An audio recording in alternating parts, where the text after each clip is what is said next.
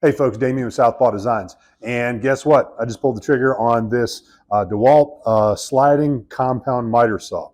Now, I'm not affiliated with Dewalt. I'm not getting paid to do this. I just purchased this and I wanted to give a review of it. I don't want this channel to turn into a review type channel where I'm constantly pushing tools. But if I buy a tool, I want to give you my opinion on it.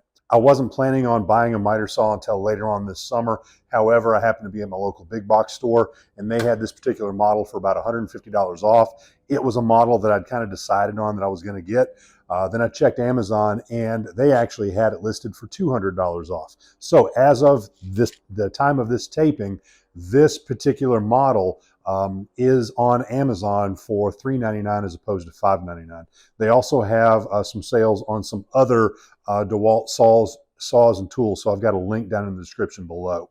There are a lot of things that I like about this particular saw, but there are a couple of things that I don't like about it, and we're going to discuss that. First of all, what do I like about it? Number one, it weighs in at about 56 pounds, which that's a double-edged sword. It's very high quality, at least for everything that I've seen. It just feels like a strong saw. Second, it does have a brushless motor, which in my shop is a big deal. As of right now, I've got arc fault breakers all throughout my house, and with my DeWalt table saw, it has a tendency to trip that breaker sometimes. But so far, despite the power of this saw, it has not tripped a breaker at all. Now, I know the solution: swap the arc fault breaker out with a standard breaker, and I just haven't done that yet. But I do like the fact that it does have a brushless motor. Now, from what I understand about brushless motors, and I am no expert on the motors specifically, brushless motors do have a tendency to last longer. They don't wear out as much, and they tend to be more efficient. However, they do cost more. So you are going to run into that. All right. So next, how hard was it to set up out of the box?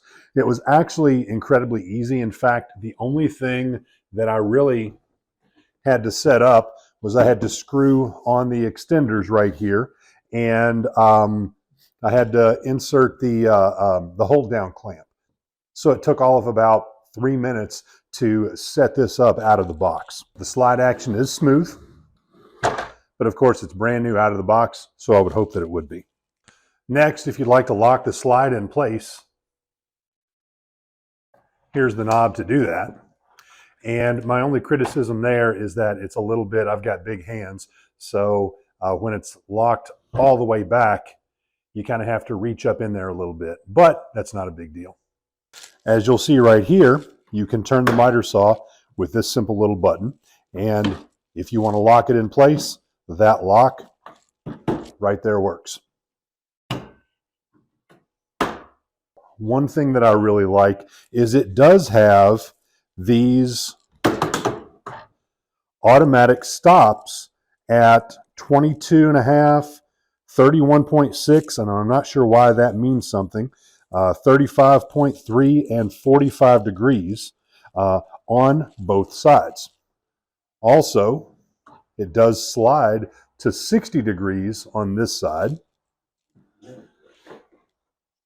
and 50 degrees on this side, so you actually get 110 degrees of movement.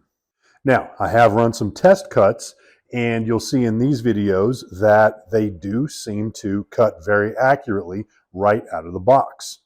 So let's go ahead and do a standard 90-degree cut. Now, you will notice a little chipping on that board.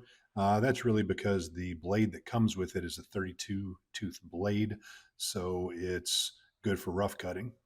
Pull out the old Swanson speed square, and according to Swanson, it is 90 degrees. So now let's turn it to 45, do a 45-degree cut. Match that up. And again, good old Swanson does show it's at 90 degrees. So two 45-degree cuts will give us a 90. Nice and clean.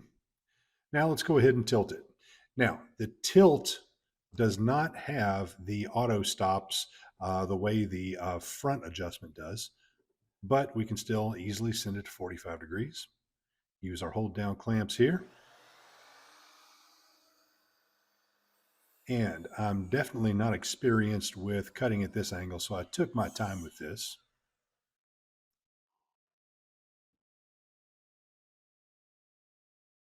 And once again, assuming that good old Swanson is correct, we have 90 degrees. Okay, now let's talk about a couple of the things that I don't like about it, or a couple of criticisms that I have. And there are a couple. Now, again, let me reiterate that I am not incredibly experienced with a miter saw. So if you're somebody who is, and you think that some of the things that I say are incorrect, or that you can teach me anything, please feel free to leave it in the comments below. I really value that on this channel, because you guys are teaching me more through the comments than I'm probably teaching you through my videos. So to start off with, the dust collection, as you'll see in this particular section of the video, I don't think is incredibly great. It seems to have a lot of dust that gets away, and dust collection, in my opinion, just looks a little bit so-so. Now, that said, I just plugged it up to this small little shop vac, so that could be underpowered. If you have suggestions about dust collection with a miter saw, please let me know, because I am going to be building a miter saw station, and I'm going to have dust collection in there. All right, next, it is heavy. While you can easily close it up, lock it, and pick it up and move it, it's a heavy item. Now, as I already said, I kind of see that as a positive feature, but this isn't as mobile as somebody who works on a job site might like. I see this going on my miter saw station and staying there. If you need something that's going to be more mobile, this may not be the saw for you. Next, the standard dust collection that Dewalt gives you with this particular miter saw is right here. It's just those standard ones that come with it. It's cheap. You have to get your own hoses, but I think that's pretty much par for the course with most tools. Next, be aware that it does come with a 32. I didn't get that. Shut up. Next, be aware that it does come equipped with a blade, but it's a 32 tooth blade. So if you need something more for cross cutting, you're probably going to have to get a better blade than that. So far, it's done good with the cuts that it's done, but I will be getting a better blade with more teeth for cross cutting. And finally, let's talk about the depth of this. Let's talk about the size of it. It's listed on the website as at 21 by 17 inches. So if I were to measure it from here to here, that is incorrect. I've got 32 inches from 33 inches from the dust collection to the front of it right there. Now, they may be talking about, if we measure it from dust collection to the angles right here, that is about 21 inches. But here's what you got to remember. When you push it back, it gets a lot deeper. So with it pushed all the way back, without any dust collection hose on there, the depth is, I've got 41 inches, okay? So if we look from pretty much right here, which is where you would set up a fence if you were building a miter station, right there I've got right about 22 inches. So it is a deep miter saw. So if you do decide to buy it and you're building a miter station, keep that in mind. There is a lot of depth right there. I didn't keep that in mind when I bought it, but it's really not that big of a deal, because at least for me, I've got this recess that I just throw some junk in there. So when I build my miter station, I'm actually going to fit the miter saw into this recess. So that works easily for me, but if you're considering buying this saw, keep that in mind. And finally, my last criticism is that the dust collection hose back here seems a little bit clunky. If I clean that out,